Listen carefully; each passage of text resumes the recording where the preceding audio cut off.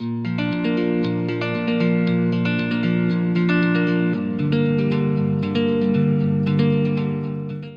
morning students, I am R.S. Jangir.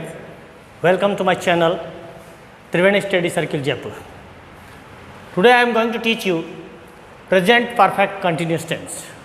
आज हम बात कर रहे हैं प्रेजेंट परफेक्ट कंटिन्यूस टेंस की। सबसे पहले मैं बात करूं इसकी पहचान की, तो हिंदी वाक्य में इसमें क्या आते हैं।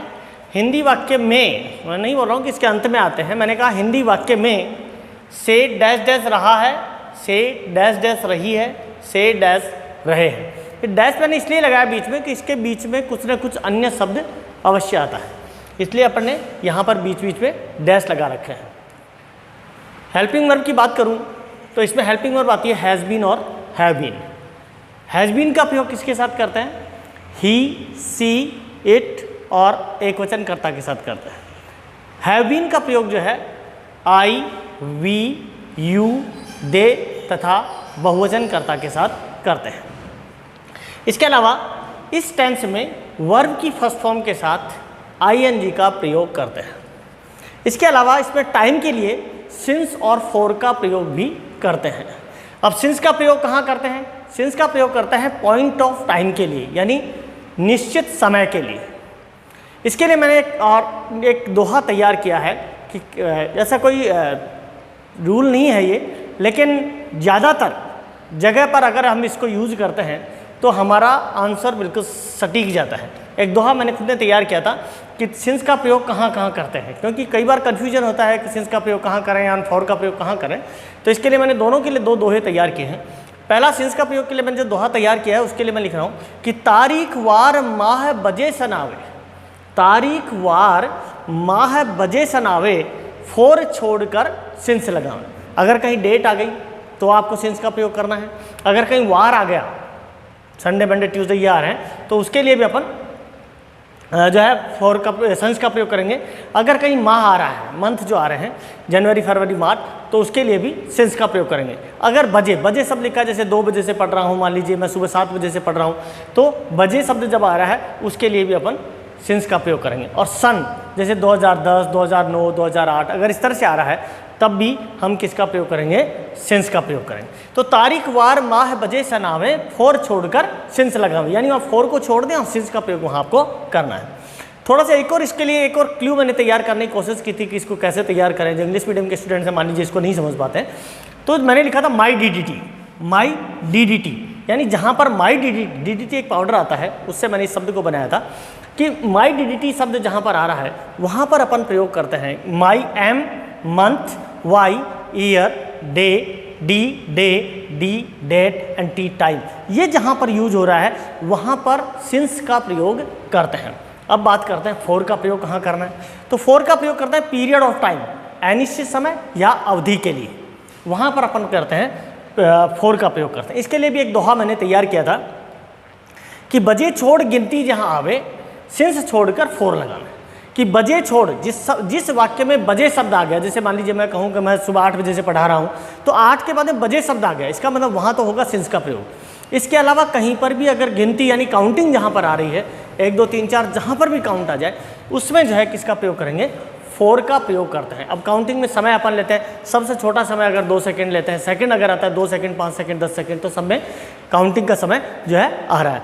इसी प्रकार से अगर मान लीजिए मिनट लेते हैं, तो 2 मिनट, 5 मिनट, 10 मिनट, उसमें भी देखिए काउंटिंग आ रही है। फिर आवर लेते हैं, 2 घंटे, 4 घंटे, 5 घंटे, उसमें भी काउंटिंग आ रही है। फिर दिन लेते हैं, 2 दिन, 5 दिन, 10 दिन, उसमें भी काउंटिंग आ रही है। फिर वर्ष, महीने लेते हैं, 2 महीने, 4 महीने, 6 महीने, उसमें भी जो है काउंटिंग आ रही है। उसके अलावा फिर वर्ष लेते हैं, 2 वर्ष, 5 वर्ष, 10 वर्ष, उसमें भी काउंटिंग आ रही है। यानी जहाँ पर काउंटिंग आ रही है, अगर वहाँ पर मान लीजिए कि बजे छोड़, क्योंकि बजे में भी काउंटिंग आती है, 2 बजे, 4 बजे, 5 बजे, 6 बजे, तो वहाँ पर भी काउंटिंग आती है। लेकिन बजे को छोड़ दीजिए, बजे के साथ अगर काउंटिंग आ रही है उसको छोड़ दीजिए। उसके अलावा अगर कहीं पर भी काउंटिंग आती है, गिनती आती है, तो उसमें किसका प्रयोग करेंगे? फोर का प्रयोग करेंगे। अब हम बात करते हैं सेंटेंसेज की, एग्जाम्पल्स की। सबसे पहले मैं बात कर रहा हूँ अफर्मेटिव सेंटेंस की। अफर्मेटिव सेंटेंस में सबसे पहले लेते हैं सब्जेक्ट। इसका जो पैटर्न है, सबसे पहले सब्जेक्ट, फिर उसके साथ हेल्पिंग वर्ब, फिर वर्ब की फर्स्ट फॉर्म के साथ आईएनजी, फिर ऑब्जेक्ट और फिर सिंस या फॉर, और उसके बाद में जो भी शेष बचता है वो। जैसे I have been living in Jaipur since 2009। मैं जो है 2009 से जयपुर में रह रहा हूँ। तो आई के साथ देखिए अपन ने यूज़ किया हैव बीन का, और लिव के साथ लिविंग हो गया, मैंने पहले ही बता दिया था। इन जयपुर सिंस, क्योंकि लिविंग इन जयपुर सिंस 2009 सन आ गया, तो सन आते ही अपन ने क्या लगा दिया, सिंस का प्रयोग कर दिया। They have been waiting for the bus for 2 hours, वे 2 घंटे से बस का इंतजार कर रहे हैं। अब देखिए 2 घंटे में शब्द जो है क्या आ गई, काउंटिंग आ गई। इसका मतलब दे के साथ अपन ने किया हैव बीन, तो दे हैव बीन वेटिंग, इंतजार कर रहे हैं, फॉर द बस, बस के लिए, फॉर 2 आवर्स, 2 आवर्स की अवधि आ गई, 2 आवर्स का पीरियड आ गया, इसलिए 2 आवर्स के साथ में किसका यूज किया अपन ने, फॉर का यूज किया। अब बात करते हैं निगेटिव सेंटेंस। निगेटिव सेंटेंस का जो पैटर्न है वही अपन ने पिछले वीडियो में जैसा देखा, सेम वही पैटर्न आता है, थोड़ा सा अंतर है कि सब्जेक्ट और सब्जेक्ट के बाद वही हेल्पिंग वर्ब आएगी और उसके बाद में नॉट प्लस बीन, ये ध्यान रखना। सब्जेक्ट के साथ हैज और हैव, उसके बाद not plus been plus verb की फर्स्ट फॉर्म के साथ आईएनजी, उसके बाद ऑब्जेक्ट, और उसके बाद में सिंस और फॉर का प्रयोग करता है, बाकी सेंस का प्रयोग करता है। जैसे I have not been living in Jaipur since 2009, यानी मैं 2009 से जयपुर में नहीं रह रहा हूँ। He has not been suffering from fever since Monday, Monday देखिए यहाँ पर आ गया, वार आ गया, जिसको अपन कहें डे आ गया, तो डे के साथ भी किसका यूज करेंगे, सिंस का यूज करेंगे, अपन ये पहले बात कर चुके।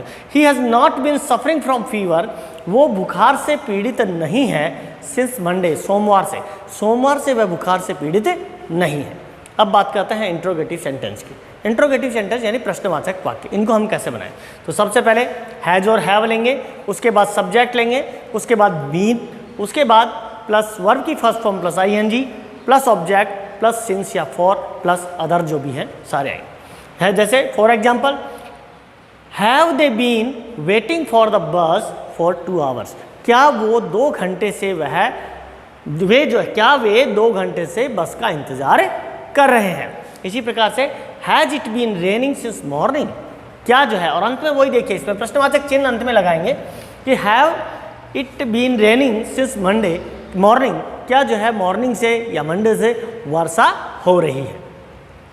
अब बात करते हैं इंट्रोगेटिव निगेटिव यानी सकारात्मक नकारात्मक वाक्यों की। इसका जो पैटर्न है वो है कि हैज और have plus subject plus not plus been plus verb की first form plus ING plus object plus since या फॉर प्लस अदर, और उसके बाद में प्रश्नवाचक चिन्ह।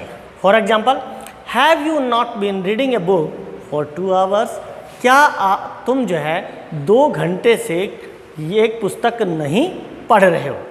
Has she not been working in this office since July, क्या वह जुलाई से इस ऑफिस में काम नहीं कर रही है। इस प्रकार से हम जो है इस सारे प्रकार के सेंटेंस जो है अपन बनाएंगे। Thank you very much. मेरे इस वीडियो को लाइक करना और सब्सक्राइब करना ना भूलें। Thanks a lot again.